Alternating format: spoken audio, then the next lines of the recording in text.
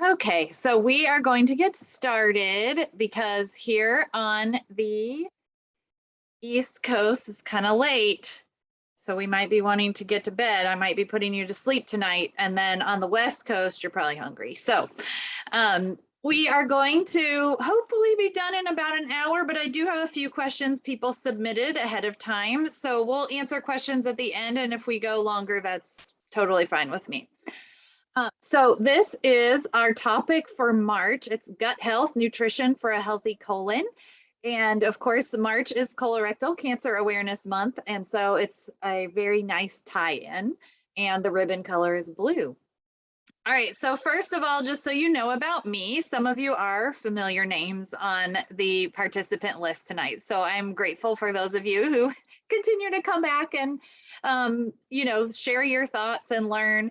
And I always am open to ideas for other topics for webinars. So please share if you have other things you want me to be talking about. But my name is Julie. So if you're not familiar with me, I am the Wellness Director for Cancer Services, and I work for a nonprofit in Winston-Salem, North Carolina. So Cancer Services is actually a local nonprofit, but I started writing cancerdietitian.com in 2007.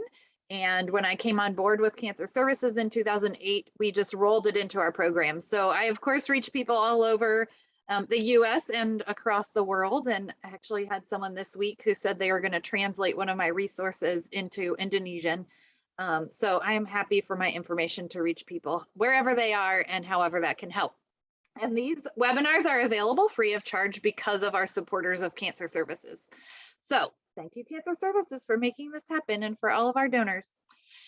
So I have been writing cancerdietitian.com since 2007. So if you're not familiar with the website, I have lots and lots of articles and other webinars available on there.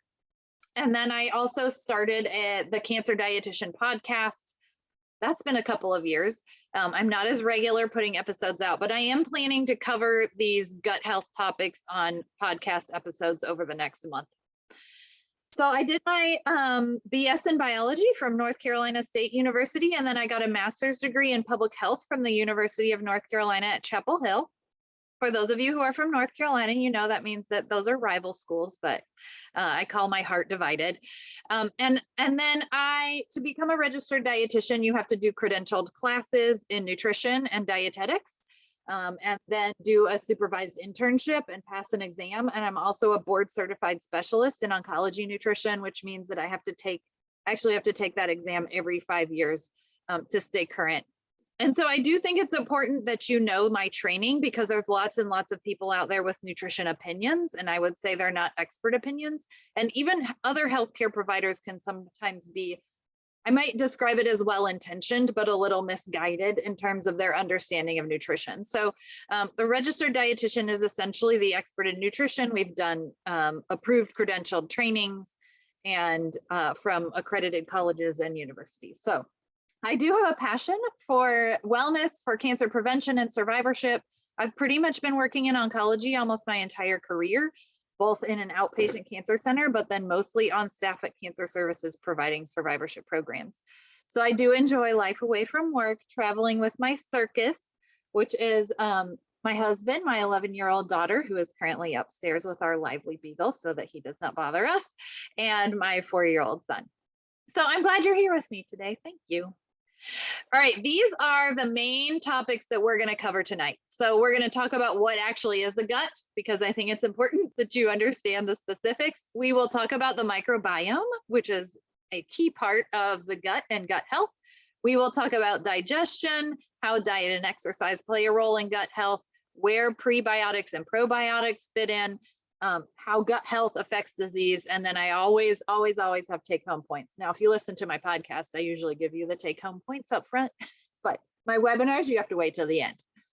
Somebody has to keep me company. Okay, so we will start with what is the gut? And I love a good picture.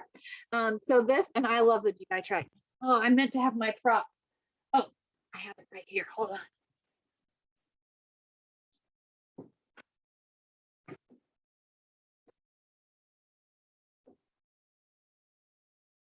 I was at a cancer survivorship conference that I was speaking at a few years ago, and they have, of course, little tables where there's vendors, and there was somebody selling little stuffed body organs. And so this is a colon. As a dietitian, of course, we love talking about the GI tract. So I was very much clued in and wanted the colon. So there's my colon. I should bring him around with me this month. All right, so the GI tract, which is your gastrointestinal tract, it starts with your mouth. We're all familiar with that. And then it moves through your esophagus, which my 4-year-old describes as a slide for his food, goes to your stomach, and then your stomach releases your food into your small intestine, which is kind of the one with all the twists and turns, lots and lots of twists and turns in the small intestine. And then the small intestine releases your food into your large intestine, which essentially in this picture kind of goes up the left side, across, down the right side of the picture, and then loops around and releases your bowel movement through the anus into the toilet. So that is your GI tract. Now, specifically regarding the gut, microbes are located in the gut. So that pretty much means the small and large intestine. So that's mostly what we're going to be talking about tonight. And microbes, which make up the microbiome, are located mostly in the gut. They're mostly in the large intestine, actually, but the small intestine has a lot of the digestive enzymes and a lot of digestion, and mostly absorption happens in the small intestine, which means that's where all the nutrients kind of get transported into your blood. And then what's left from the small intestine goes into the large intestine. A lot of water is we call it resorbed or taken back into the body. And then what's left forms the stool. So that's kind of your quick overall version for how digestion works in the body. So we do tend to, in this webinar, we're going to talk mostly about the large intestine because as it relates to the microbiome and gut health, it's mostly going to be around the large intestine.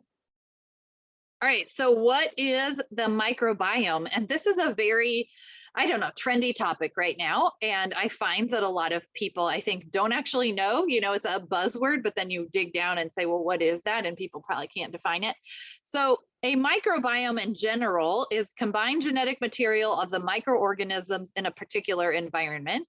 So for our particular discussion tonight, we're talking about the gut microbiome. So the microorganisms that are located in your mainly large intestine, it is made up of bacteria, viruses, fungi, parasites. Each person has a unique microbiome, which is kind of cool. And when we're born, we already have some microbes that we inherit from our parents.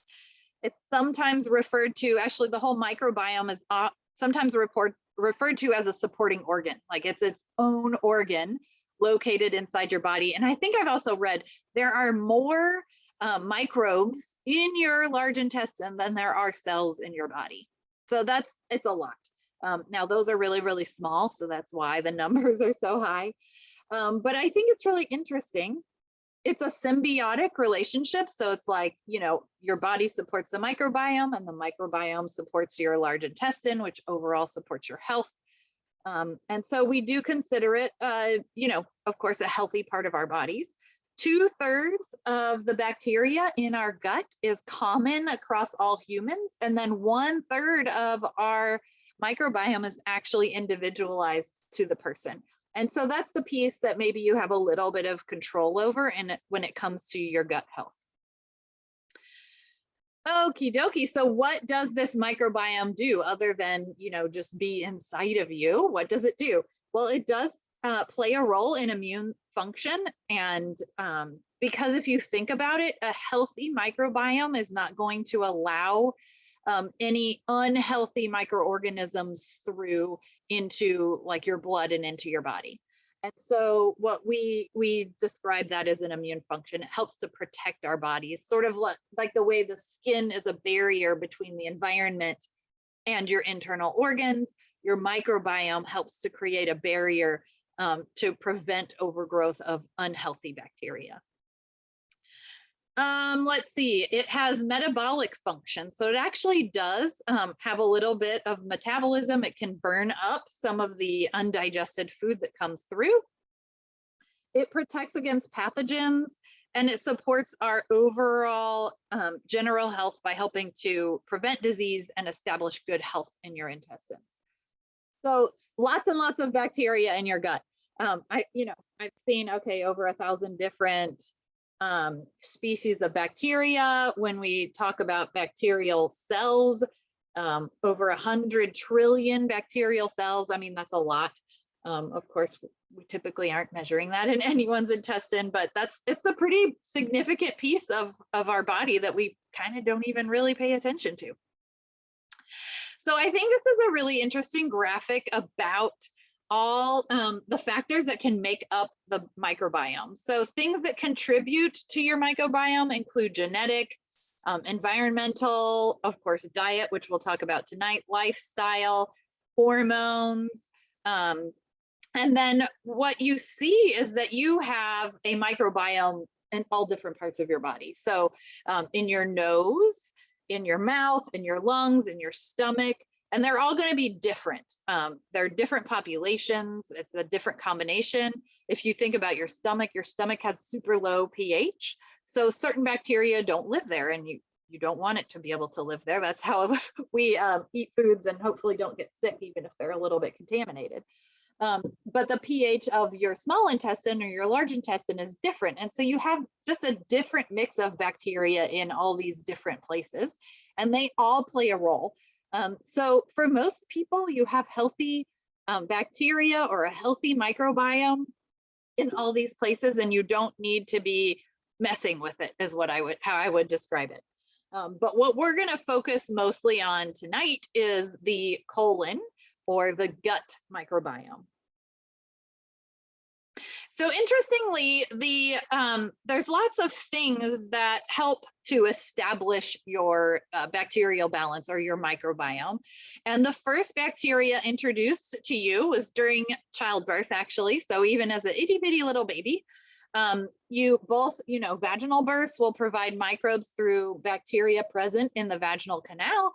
And even cesarean births will provide microbes through surfaces on the skin. Babies do inherit some bacteria, so that's interesting. And, it's this balance between not wanting too much or having a problem, but also you want your baby to have a good, healthy start. And then the environment. So even as a baby, your exposure to family members or exposure to pets, different, objects in your home, playing outside are all ways that we interact with bacteria or viruses, or ways that influence the microbiome of our body.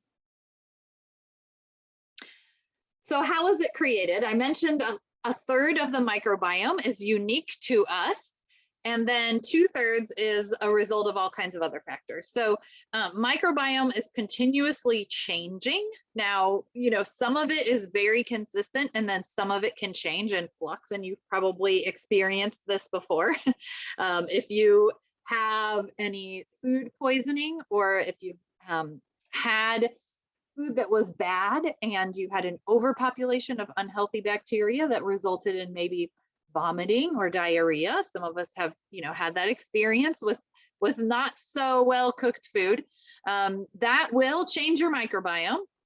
And antibiotics, of course, a lot of people are aware of that. New environments, a change in your diet will change your microbiome.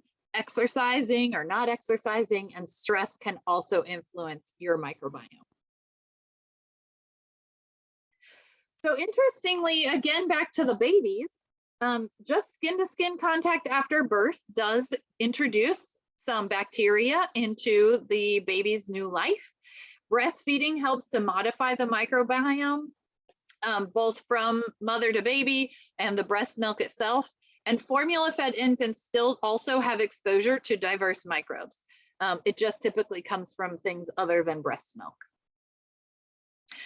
So our digestion is very much dependent on the microbiome in our intestines, remembering that the digestive tract not only includes, of course, our mouth, our esophagus, our stomach, large intestine, small intestine, but the liver plays a role because it produces bile, which helps our body digest food. The pancreas produces insulin, which helps get glucose into our cells. The pancreas also produces a lot of digestive enzymes that are really important. So anybody who has experienced pancreatic cancer, sometimes you will need to take pancreatic enzymes because of the cancer, you're not producing the enzymes and you really can't digest food without those enzymes. So that often, if you have pancreatic cancer, it can be very painful to eat if you don't have those enzymes on board. So many people will take enzymes by mouth to help digest their food. Your gallbladder holds the bile. So gallbladder cancer sometimes will interfere with digestion. And then, of course, our GI tract, which we mentioned before. And then the microbes are typically present mostly in our large and small intestines. Okay, so our small intestines mentioned the enzymes from the liver and pancreas that help us digest and absorb food. It's the nutrients that go into our bodies. And then the large intestines typically is just what's left over, what our body does not need to digest or absorb, or what it cannot digest or absorb. And fiber is one of those things. So fiber is not digested into and absorbed into the body. The sole function of fiber really is to maintain good gut health. And it kind of ties things together, carries them along. So if you think about all those nutritious foods that are high in fiber, you don't actually digest and absorb fiber, but it plays a really important role in gut health.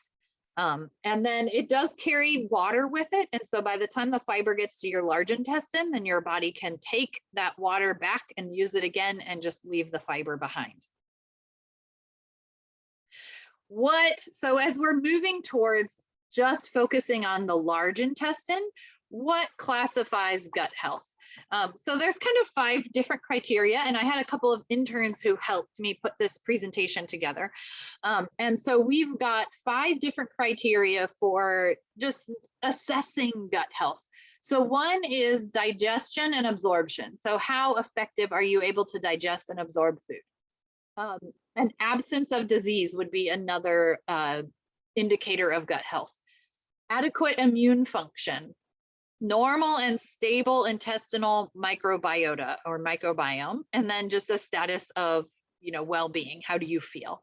So those are 5 different things. Sometimes it's not very straightforward. Usually we don't notice when nothing's wrong. And then when something's wrong, it can be challenging to figure out what is it that is the problem. But those are kind of 5 main areas to assess gut health. And then the components of gut health. First of all, you would look at the diversity of the microbiome. We would look at, is there a disease present or that is influencing the health of your gut, and how are you digesting? So we'll go through diversity first. This is the diversity of the ecosystem of microbes in the gut. So if you kind of imagine your large intestine, if you sort of took it out of your body and you were just looking at things, it would have so many different microbes in it. And it would, it might not look pretty. Let me just say that. It might not look pretty, but it functions because of those microbes. So we want a wide variety of materials to help keep that ecosystem healthy. And we want that ecosystem to be strong and healthy to help protect itself and to protect your body. So we do want lots of different numbers and diversity in the microbiome that is present. So when we talk about disease, we're not just talking about, well, I guess there's 2 options. One is the absence of gastrointestinal disease.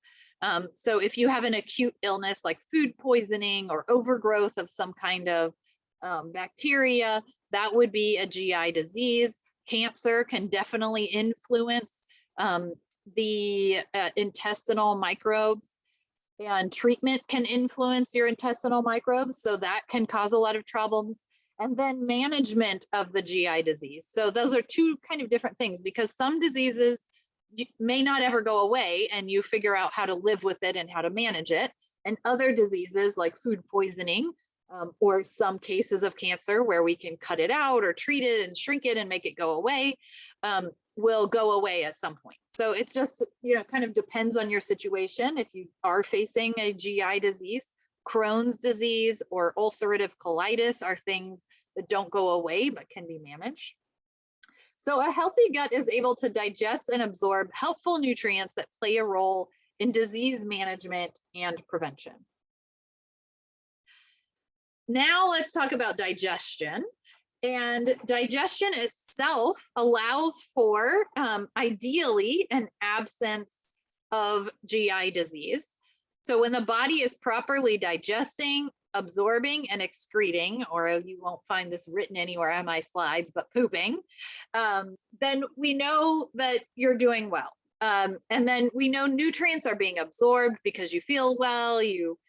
When you get your lab work done, everything looks pretty good. Waste is being excreted, which is our nice clinical way of you're pooping regularly and not leaving toxic material in the body for too long. Now that sounds very scary, toxic material, but that really is just the waste of what's left over from the foods you eat that turns into poop. And so it's referred to as toxic material, which sounds a lot worse than like that's normal, okay? But you don't want it staying in your body for extended periods of time. And that's why we really pay attention to, okay, what is a regular sort of bowel movement schedule for you? And I have written on this before, but just for your reference, we call it regular. So in terms of constipation, people will like to know, well, how often should I have a bowel movement? And it really does vary person to person. So, but we consider a regular bowel regimen or bowel movement kind of schedule could be anywhere from once every 3 days to 3 times a day. So most people know what's normal for them. The challenge is if you have faced a gastrointestinal disease, that can, of course, sort of flip everything upside down and make everything change. So, and if you are someone who's faced cancer diagnosis and you've had parts of your colon removed or parts of your rectum or your anus removed, that can very much affect what is considered regular for you. So I do always encourage people to kind of have that conversation with your doctor. If you have had some kind of disease that has changed your bowel movements, find out what should be normal. The other thing that I'll say is for people who are in treatment currently, regular bowel movements can be hard to come by, especially if your treatments are affecting your GI tract or if you're on any pain medication.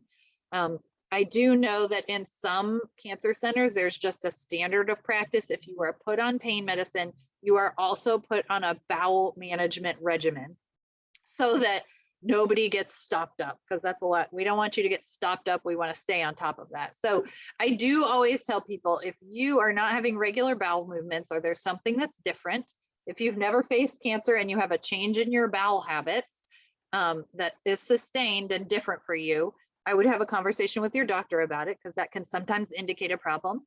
And then if you are in cancer treatment or have completed cancer treatment and things don't quite seem right, or it is difficult to use the bathroom, those are important things that your medical team needs to know, because you shouldn't have to suffer through that without some kind of assistance. And they will often get, medications or other side effect management on board. Okay, so that's what it says on the bottom. Monitoring comfortable and regular bowel movements help to track gut health. And I do, when I have, everybody wants to ask me about nutrition questions, whether they're my clients or my friends or my family. But what I will often tell people is, if there have been changes or you feel like things are different than they used to be, your medical team really does need some objective data on that. And so I would recommend you basically keep a poop log. And you keep track of what time of day. And then if you think it's going to be tied to the foods you eat, you probably need to also keep like a food log so that you can start to see how they interact. Anybody who has irritable bowel disease, or if you feel like you have kind of a finicky gut that depending on what you eat, it reacts differently, keeping a log of your bowel movements is probably going to be helpful for your medical team to manage things. Okay, I stuck on that slide for a long time. So we are going to move on to prebiotics and probiotics. I feel like all of that part of the webinar was really to kind of give us a basic understanding to, okay, now that I know about my gut and all of these, you know, bacteria and viruses and things that are in there, what should I do about it? So prebiotics and probiotics are always a hot topic, and I will send out a follow-up email to this webinar. So I'm going to put the webinar recording on my website and some resources. And I listened to a really great podcast episode about probiotics, and I will link it in the follow-up because it was very helpful for me. I have written on prebiotics and probiotics before, and so this is how I describe them. I think most people are familiar with the probiotics, so that's the word on the right here. So probiotics are good bacteria. They are actual bacteria that you eat, live organisms of bacteria. And typically you think about yogurt. That's what everybody thinks about. Or somebody sent me a question about kefir. Is kefir good for you? So yeah, kefir would be considered a probiotic. It's essentially kind of like a yogurt drink, but you are drinking live bacteria with the food. And that's good for you because good bacteria in your intestines helps keep the microbiome healthy. However, you cannot expect your good bacteria to stick around or to reproduce itself if you don't give it the right food. And so prebiotics are actually the food that help sustain the good bacteria in your intestines. And so as we'll talk about in a minute, changes in your diet might have a small sort of influence on your microbiome, but it really is your pattern of eating or what you do most regularly for the long term that has the biggest impact on your gut microbiome. So prebiotics, or that food for good bacteria, are essentially different types of plant fibers. They support growth of healthy bacteria in your gut. So this, you know, term fertilizer, it's like, hey, let's help this bacteria keep growing and reproducing. And typically are non-digestible carbohydrates. And most people know sources of fiber. We do prefer that you get your prebiotics or your fibers from food sources rather than some kind of supplement version. Although I do recommend a fiber supplement if you're not able to get enough fiber in your daily food choices. All right, what else do I need to say about that? I think that the benefits of probiotics and prebiotics is that they do aid in preventing or managing certain GI diseases. We do see a decreased risk for colon cancer when people consume high fiber diets. Now it's not, you know, a guarantee. Of course, I know all kinds of people who ate lots of fiber and still faced a cancer diagnosis. But we do know that it can help your GI tract to stay as healthy as possible. It can potentially delay allergy development in early childhood, and that probably has something to do with how it supports your immune system. Prevent vaginal and urinary infections for women. So food sources, I mentioned yogurt and kefir, sauerkraut, kimchi, tempeh. Basically any fermented foods will provide your body with probiotics. I have recently been enjoying kombucha. It's debatable how much probiotic is really in there and how active it is. But I will say that, you know, including these types of foods in your diet are perfectly healthy and probably beneficial to you. But I honestly think that the prebiotics are even more important from a dietary standpoint. So, you know, ideally you have a healthy balance of bacteria and viruses and your microbiome is good and healthy. You don't need to focus a lot on probiotics, but you do want to make sure that you're providing your microbiome the food that it needs. And you're going to get that from essentially healthy carbohydrate sources. So fruits, vegetables, whole grains, nuts, seeds, those are all great sources of fiber. So, you know, just reading this, I'll tell you now, I am not a fan of low carbohydrate diets or anything that restricts your intake of carbohydrates. because I think that carbohydrates are super helpful for feeding your intestines, the microbiome in your intestines. So if you do, so for people who tend to follow kind of fad diets, if they all of a sudden change their diet, like they ate kind of a typical American diet, and then all of a sudden they cut out all carbohydrates, that would change their microbiome, and likely they're going to have some GI side effects. A lot of people who follow keto, if they're really, really strict about it, they end up constipated because they just don't get enough fiber. So you'd have to eat a lot of non-starchy vegetables to get enough fiber. And there's a lot of good, healthy, soluble fibers. So when we talk about fiber, there's insoluble and there's soluble, and you want to mix. And most non-starchy vegetables will give you insoluble fiber, but you get soluble fiber from things like oats and fruits and things like that. So I'm a fan of kind of a lot of variety and moderation in anything. Okay, so how can your diet affect your health? I've talked a lot about the foods that you choose and how that affects your microbiome. Of course, that is something that you do have a little bit of control over. Now, in some cases, especially for those who are in treatment or who've recently kind of come out of treatment, and depending on what kind of treatment you have, technically you do have choices when it comes to nutrition and diet, but a lot of times your choices are basically forced on what you can actually swallow or what your body can actually tolerate. And I always encourage people that during that season of treatment and healing after, treatment is over, your body can handle whatever it is that you need to do to get nutrition. And if that means that you're having milkshakes, and that's the only thing you can tolerate, then that's okay. You can get back to kind of feeding your microbiome once your body heals up and you recover from all those treatments. So I do want people to remember that you don't have to have this optimal, high fiber diet when your body can't tolerate it. And some people who have gone through like colorectal cancer treatment and maybe had parts of their intestines removed, they might not be able to tolerate fiber much at all.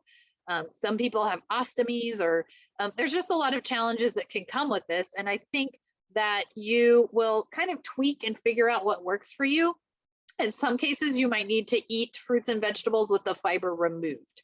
And that's the kind of the one time that I recommend juicing for people. I prefer things like smoothies where you blend the whole fruit into your food. But if you're someone who cannot tolerate fiber, then juicing is something that can be helpful for you.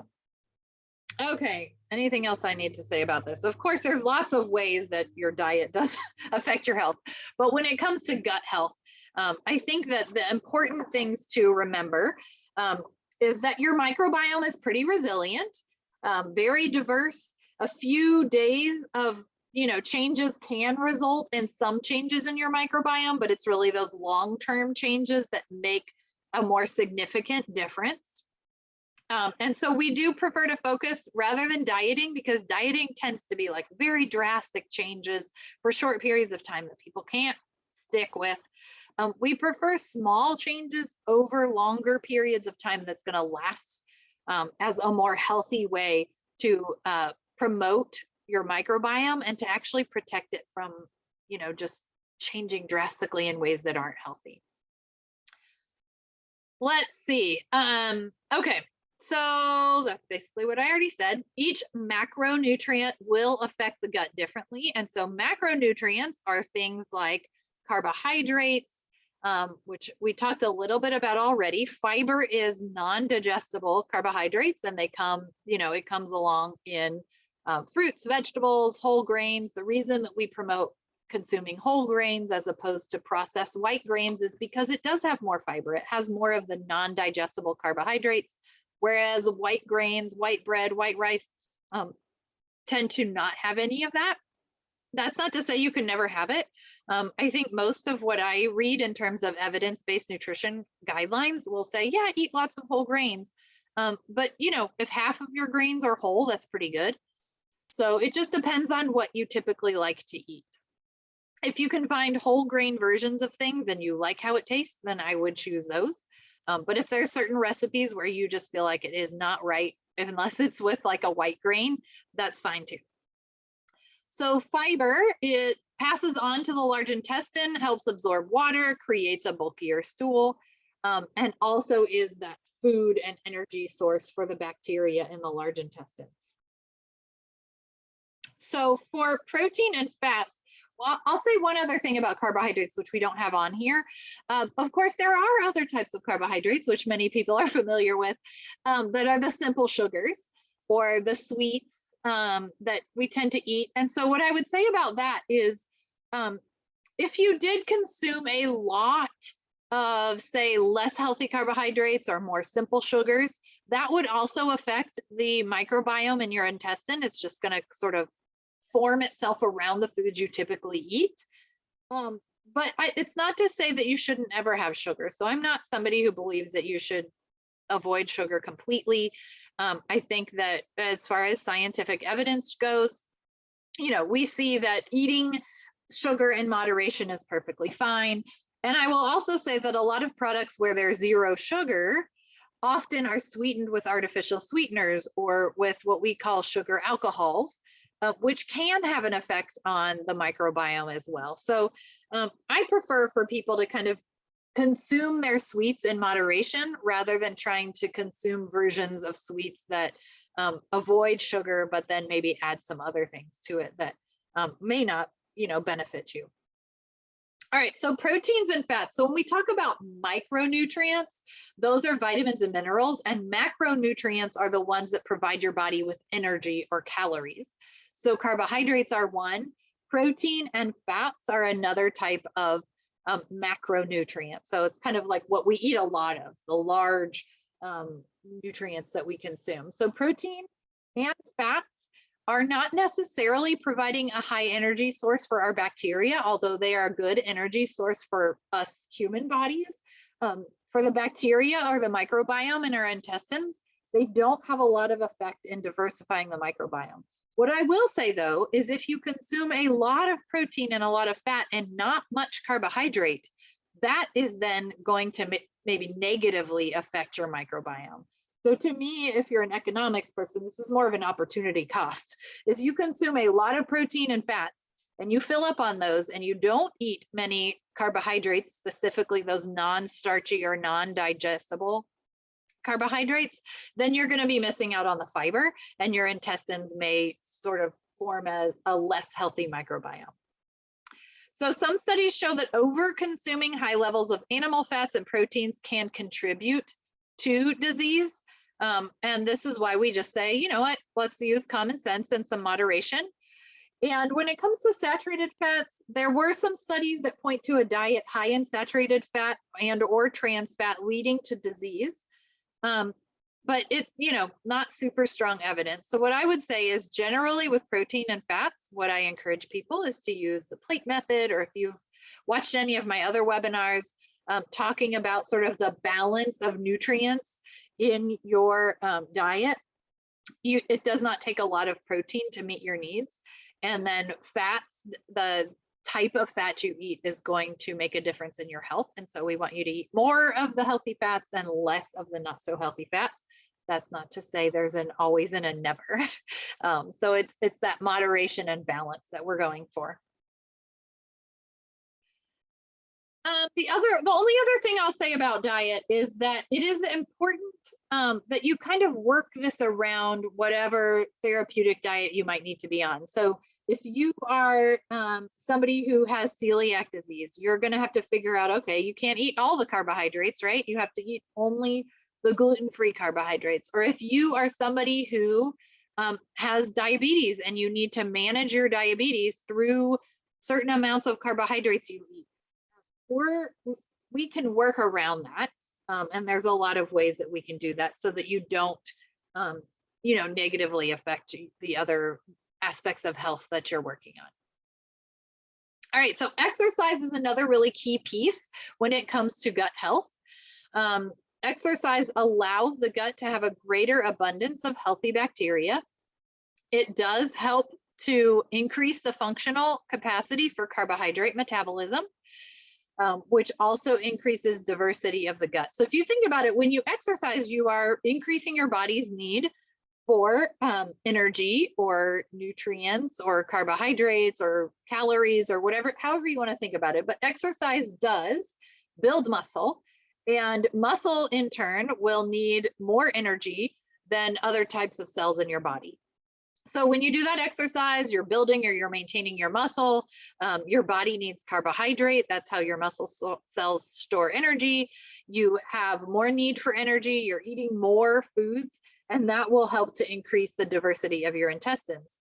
And cardio fitness also helps with that. So likely it's related to increased metabolism of carbohydrates and other nutrients, but we do see a link between increased exercise and healthier gut health. And I think that something to know about that too is that we don't always know why. So especially in nutrition and lifestyle research, we can look at populations of people and we can find kind of these factors that are common. So we'll say, oh, okay, we're looking at colon cancer risk. And we noticed in this population of people, you know, there was less colon cancer risk for those who exercised more. Can we pinpoint why? No. And it's the same thing with fiber. Why does fiber decrease risk for colon cancer?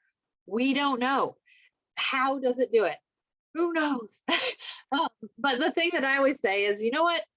Here's the thing about exercise or eating fiber.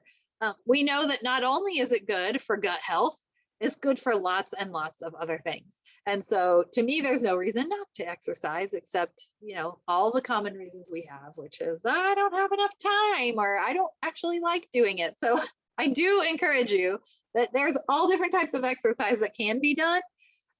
And to find one that you actually enjoy and not to force yourself to do things that you don't enjoy or force yourself to work out so hard that you feel miserable. So we do want you to enjoy exercise because that will help with your overall health and well-being. The next thing that we'll talk about in terms of lifestyle, and this is actually, someone submitted a question about, I think so, yeah, somebody asked about stress and gut health. And yes, there is a link between stress and gut health. But you know, you may be somebody who knows this personally, or you might know somebody who, when they get kind of stressed out and worried, they always have stomach aches. Kids a lot of times will show up with stomach aches because they are, you know, worried about school or whatever. And so stress can sort of be held in different parts of our bodies. Some people get headaches. Some people get pelvic floor pain. Some people get, you know, intestinal issues. And so we tend to carry stress in different places. So it definitely can have an impact. We're not exactly sure how is what I would tell you. Neurons in your intestines do communicate with your brain. And that's also part of you feeling full, is that if you, I always say it takes 30 minutes for your intestines or your GI tract to tell your brain it's full. So if you eat super fast, your brain doesn't know it's full because there is this communication between your intestines and your brain. And so, you know, if your brain is really stressed out, that may trigger pain, bloating, or GI discomfort. But if you have any of those, I wouldn't just start with assuming it's stress. I would be in contact with your doctor to see if there's a reason why you're having these side effects. So stress can contribute to changes in the gut. It is difficult for your body to focus on digestion and absorption if you are stressed out. So my example for this is actually kind of thinking about swimming. You know, some people have this rule where you can't swim for 30 minutes after you eat because the assumption is your body should be focused on digestion absorption after you eat, not like surviving in the water. So I would say the same about stress, is that if you are so stressed out that your body is sending all of sort of its focus on caring about that stress and it can't appropriately digest and absorb.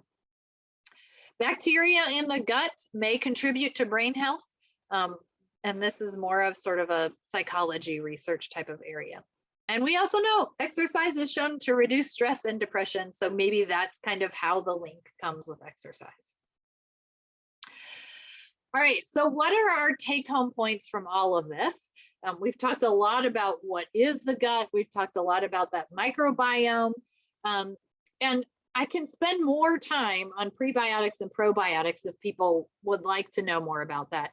What I will tell you about taking, because that's part of our take-home points, is you probably do not need to take probiotics unless you are having issues that are not resolved with just good, healthy lifestyle. I do not recommend probiotic supplements to most of my clients. I don't use them myself. And so for most people, your microbiome is perfectly healthy and you just need a good, healthy lifestyle to maintain that. If, however, you've been on like high dose antibiotics, or it seems like you're out of balance, that's when we may, recommend trying some probiotics in the hospital. If you have, C. diff or some other kind of bacterial overgrowth, they may actually use prescription probiotics in your hospital stay to help you recover. So to me, that's the purpose of probiotics. And otherwise, you can just eat probiotic foods and prebiotic foods to keep it healthy. So our take home points, first of all, pay attention to your bowel movements. Notice if you have any changes in them. And I think that is something that you may or may not need to pay attention to. I think that your body will call attention to it if there are troubles, right? Number 2 is really focusing on fiber. And my favorite things are to tell people to eat more fruits and vegetables and to consume whole grains and nuts and seeds. Plenty of fluids is also really important. So making sure that your intestines have a good amount of fluids to help balance out all the food you're eating. Preferably, you're getting your fluids from water or unsweetened tea or unsweetened coffee. Being physically active regularly, however, is fun for you. Even, anything 10 minutes at a time counts. Yoga, walking, cycling, strength building, whatever works for you, just being physically active and up on your feet helps. We talked about prebiotics and probiotics being kind of essential pieces of gut health. And then having some kind of way that you regularly manage your stress in your life. So those are my overall take-home points for good gut health.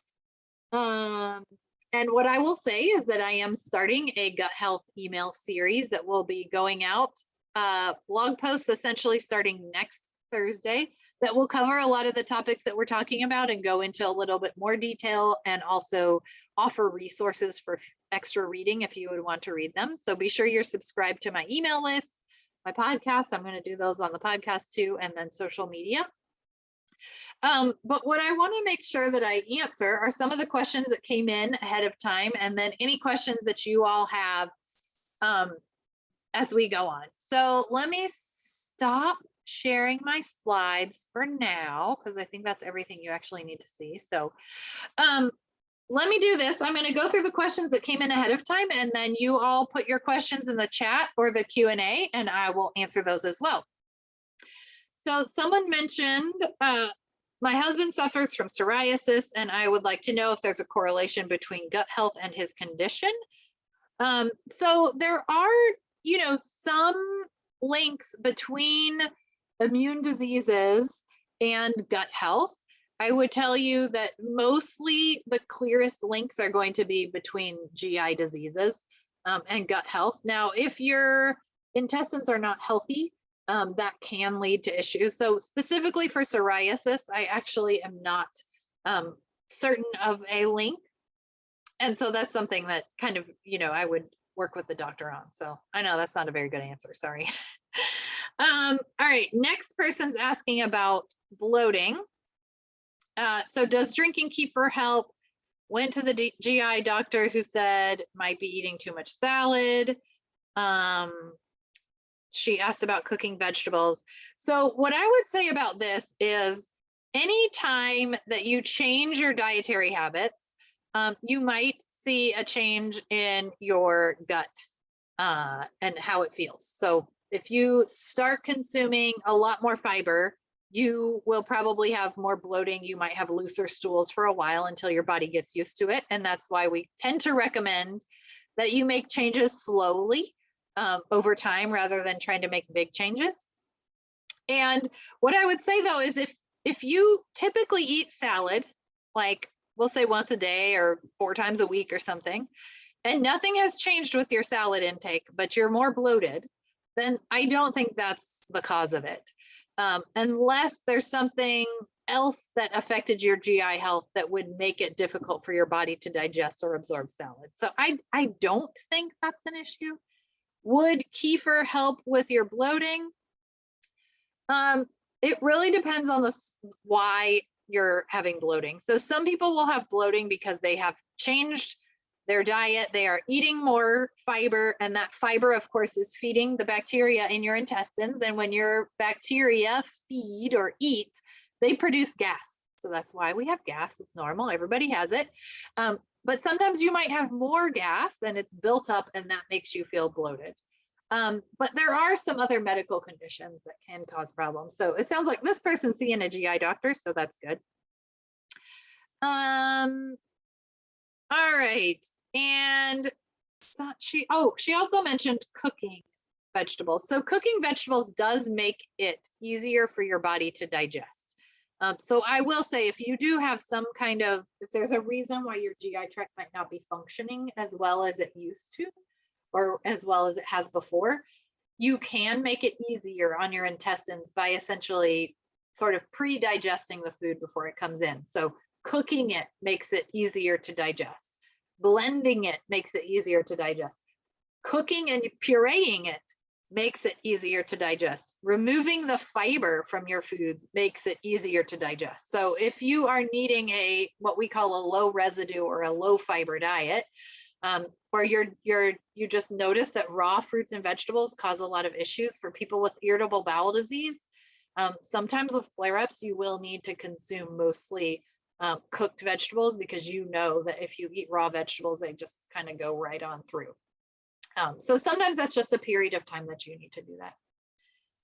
All right, somebody else sent in a question that she was told that she has leaky gut after paying for many tests and the LEAP program, where her blood was tested and she had many sensitivities, and the nutritionist stated that those sensitivities changed over time, and she got kind of a vague answer on what to do about it. So what I will say, leaky gut is not a medical diagnosis. So it is not a confirmed medical diagnosis. That is typically something that I hear from alternative medicine circles. And so I often, if somebody's told that, I actually would advise that they go see a credentialed medical doctor to see what actually is going on. Because I would be concerned that if someone were diagnosed with leaky gut from an alternative health provider based on some symptoms, that there might be something else going on, since leaky gut is not an actual confirmed medical condition. Now, there are some conditions in the gut where if your intestine is not healthy, like pathogens can get through, or allergens can get through, or if people are celiac, like they really can't eat gluten, but they don't know it and they consume gluten, it can really mess up their GI tract, and then that can cause problems. So what I would say, I have also heard of LEAP, and what I will say is that's not a science-based assessment. It's not something that my evidence-based medicine colleagues recognize as a legitimate way to assess any of your nutrition needs. And so I think that you maybe have seen that since your answer on what to do about these sensitivities based on this particular test were very vague. I know some people who will, go to alternative or integrative health providers who run these, nutrition allergy tests that really aren't legitimate, and then they avoid foods that aren't. I think that, why would you want to avoid foods if you don't have to? So I would tend to focus a little bit more on the evidence-based nutrition to figure out what is going on. Healthiest way to eat kale. So this person asked, what is the healthiest way to eat kale? I assume it needed to be cooked. It does not need to be cooked. And I will give you a wonderful raw kale recipe. Let me find it. It's on my website. It's at cancerdietitian.com/kale salad. Now, if you are one of those people who is, having trouble with fiber, this might not be the best recipe for you, but for those of you who can tolerate raw vegetables, everyone, This is my very favorite kale salad recipe. It's now like our holiday favorite. So you'll see it all over my website, but this has a recipe on there. So no, you don't have to eat kale cooked. This one is massaged, so you massage the dressing in, but cooked kale is also good for you and delicious, and has lots of good nutrients that way. So, all right, let me see what kinds of questions came in. What can I do to improve GI health on a very limited diet? So that is also a really great question. So for those of you who are on here who are like, oh my gosh, I can't do anything that she's talking about. She's telling me to eat all the fiber and I don't tolerate any of the fiber. First of all, what I tell people who are in that type of position is any food is better than no food. So figuring out what you can eat, what you can tolerate, focusing on non-dietary healthy lifestyle factors. So if diet is like the hardest thing for you to figure out and all you can tolerate is low fiber foods that, you know, are the ones that we always tell you, oh, don't eat those, but that's all you can eat is like pound cake and white bread and white rice and applesauce. Eat those things because those are going to be the best, most tolerated nourishment for you. And then focus your lifestyle. Okay, do stress management, do plenty of exercise, find ways, you know, juicing or finding ways to get nutrition that doesn't have fiber in it. Are there providers who can help with digestive health? Yes. What I would say, first of all, is that the GI doctors should be able to kind of help maybe get to the root of the issue, or at least they can help rule out any significant diseases that might be contributing to any GI problems. And those are the first things. And then if you can find a GI dietitian or someone who specializes in GI, that, you know, I'm an oncology dietitian, so really GI is not my specialty. So when people have very specific nuanced kind of things, I like them to see a GI specialist. If you have anything like irritable bowel disease, there is a diet called FODMAP, FODMAP. So if you seem to have kind of a really finicky gut or intestine, the FODMAP diet may be something that's helpful to you. But it can be really complicated. So I do recommend working with a dietitian who is familiar with that in order to get that. So if you are somebody who thinks that you want to try the FODMAP diet, I can hook you up with some dietitians who could advise you on that. It's relatively new, but it is evidence-based and shown to help support gut health, especially for people with irritable bowel, or if you tend to kind of have a finicky gut and you're not sure what it is, that might be it.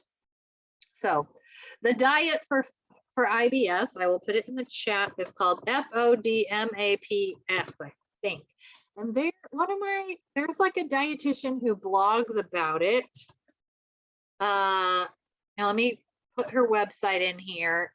She is the one who, if anybody has questions about it, she's kind of like, I'm the cancer dietitian and she's the FODMAP dietitian. So this is in the chat, I put in hers because I think that it's really useful. But I will say I would not just try out that diet just to see, because it's kind of complicated. And I don't want people to cut out foods unnecessarily. So that's my take on that. Let's see, any other questions? Okay, America Test Kitchen suggests soak the cut kale will help get rid of bitterness and easier to digest. I would believe that.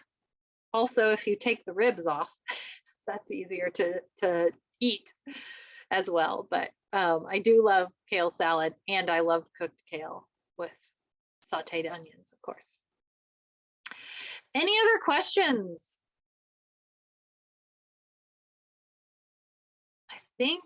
Well, I saw everything in the chat. Oh gosh, okay, there's some more in the Q&A, sorry. So let's see. Yes, so had colon cancer treated, can these things help it from coming back? So as best we know, we think so. Of course, there's no guarantees, and fear of recurrence is one of those things that can be really hard to deal with from a emotional standpoint. So I do encourage you to think about what makes you feel good, what makes your intestines sort of feel like they function at their best. So one purpose of eating this way might be that you just feel better because you eat this way, and that's something that benefits you today and tomorrow. But the other thing is thinking about more long-term. Can it help reduce the risk of colon cancer coming back? Well, we think so. The American Institute for Cancer Research does have 10 recommendations for reducing cancer risk.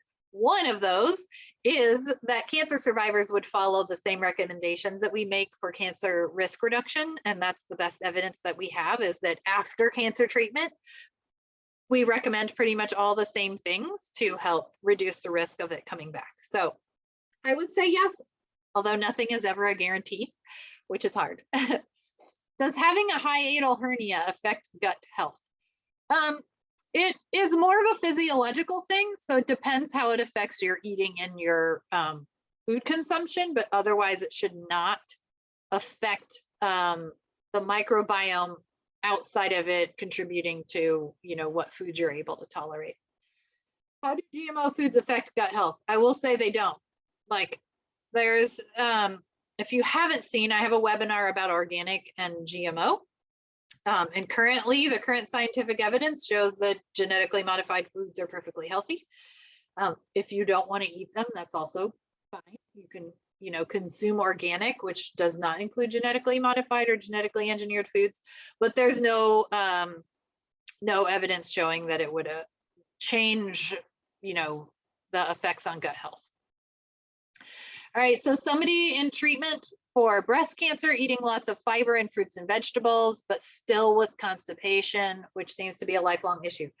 Okay, so what else can you do to aid in your digestion? Well, if you want more, so for those of you who maybe are having constipation issues, and I will talk about this some in the email series, but let me find, I did a little bit of a series on bowel health, and there are 7 steps for bowel health that I would recommend. Here we go. Let me put it in the chat. So these 7 kind of things are the lifestyle factors that we recommend. And then if you're doing all the things that are on the list, so I have like, it's like eating a certain number of prunes a day and eating fruits and vegetables like you're already doing, getting plenty of water, physical activity, having regular meals, so like kind of eating on a schedule, having that high fiber breakfast, eating beans, nuts, and seeds once a day. If you're doing those things and you're still facing constipation, I think that's when something like stool softeners, or I have used a fiber supplement before. So I'm doing all those things and it's still not working. Especially in the winter, it's really hard to stay hydrated. It's hard to find, higher fiber foods like fruits that are in season that taste good. And we tend to be a little less active in the winter. So that's when I would add on top of that a fiber supplement. So the fiber supplement I use, and they don't pay me, is Consul, which is Konsyl. You want a psyllium husk, Psyllium husk, psyllium husk fiber. And that means that it's a soluble fiber. So I do not recommend Benefiber. I don't even know if that still exists anymore, but I used to recommend it to my patients until I went through periods of constipation and realized that stuff does not work. So I had a dietitian friend who, she had, like, constipation was just a thing for her whole family, and they always used Consul, and I was like, all right, I'm going to use it, and it works. And it's very similar to Metamucil, same active ingredient. Yes, it gets like gritty, but you just use it. So what I would recommend is, if your doctor says it's okay, that's the type I would use. I get the unflavored, and then I put it in like orange juice, and you have to drink lots and lots and lots of water when you take it. So that can be something that may help, or it might be that you need stool softeners as well to kind of loosen that up. Okay. I have diverticulosis and have to watch my consumption of nuts, seeds, fruits with seeds, strawberries, blackberries. Yes, so those are the good for your fiber intake type foods. Now, I will say that there is some newer evidence around diverticulosis and diverticulitis and foods. And, you know, we used to always say, don't eat strawberries because they have those teeny tiny little seeds and they might get stuck in those like outpouchings that you have. And more recently, I've also heard any food could get stuck in those outpouchings. Like by the time it gets down there, it's so digested. I don't understand why that little seed would be different than any other piece of food. So what I'm saying is, if you haven't had a conversation with like a GI doctor recently about current diverticulosis diet recommendations, I would probably do that. I would maybe check back in and find out if there's anything new.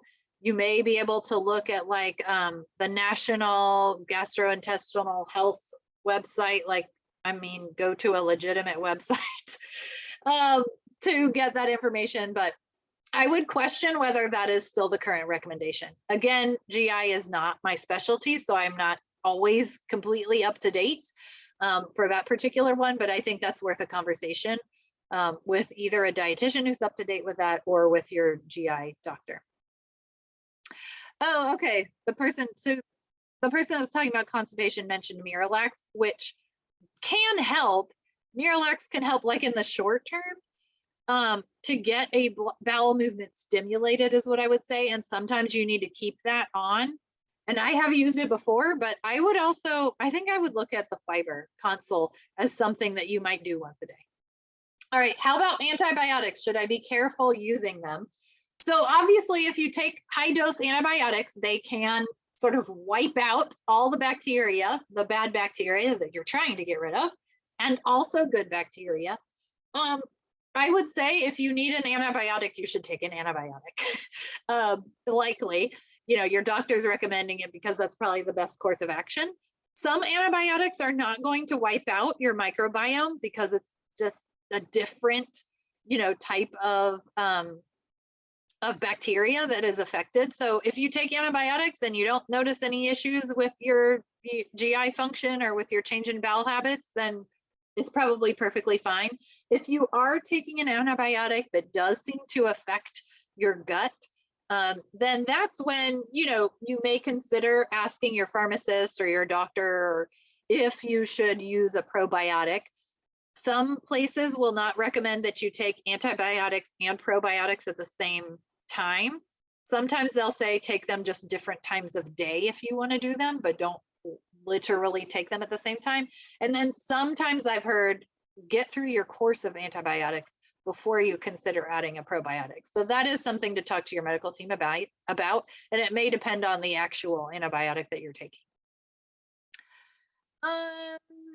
Should alcohol be avoided to avoid recurrence of colon cancer? That is a good question. And we didn't even talk about alcohol. So we do know that alcohol intake increases risk for cancer. So the official recommendation around cancer risk reduction is to limit alcohol intake. And the American Institute for Cancer Research doesn't like give some kind of safe intake level of alcohol. If you are somebody that enjoys alcohol, like it's worth it to you, maybe the increase in risk of cancer is worth the benefits that you get from consuming alcohol in moderation, then our official definition of moderation is 1 drink a day for women or 2 drinks a day for men. A drink is 12 ounces of typical alcohol percentage beer, 5 ounces of wine, which if you haven't measured 5 ounces, you should measure it because it's kind of small, or like 1 shot or 1.5 ounces of liquor.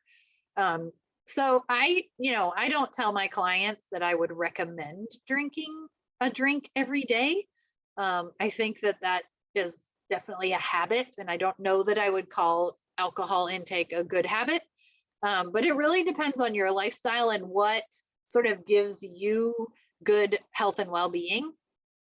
So that's one of those, well, you can kind of figure out what's right for you. Anywhere between like occasionally to once a day might be okay. But when it comes to cancer risk reduction, we would encourage limiting it. So, you know, but I have had clients who, I had a client who's a breast cancer patient. She used to drink a glass of wine every night. She was diagnosed with breast cancer. She felt like the risk just really wasn't worth it anymore. And what she found out is that she didn't really care so much about the wine. She liked having a drink in a special stem glass. And so she just started putting like different, you know, seltzer waters or mixing like juices together and putting them in a wine glass at the same time of day. It was like when she kind of made dinner, and that became her new habit, and it didn't involve alcohol. So what I would say is we do know it increases risk. How much really depends on how much you're drinking, so you can decide if, you know, what works for you. All right, so I think I answered all the questions that came in. I appreciate all the questions because it makes it much more fun for me to have your interactions.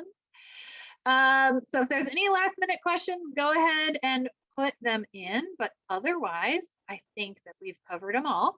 This will be recorded. I will send out a link to the recording, probably tomorrow. It might be next week. But we'll have the recording up there, and I'll also link the podcast episode I mentioned, some of the websites that I shared in the chat.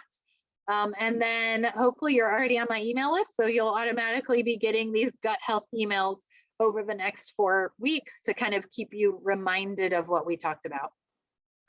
That's it. Thank you so much for joining me tonight, and I will see you, or you will see me again next time. Bye.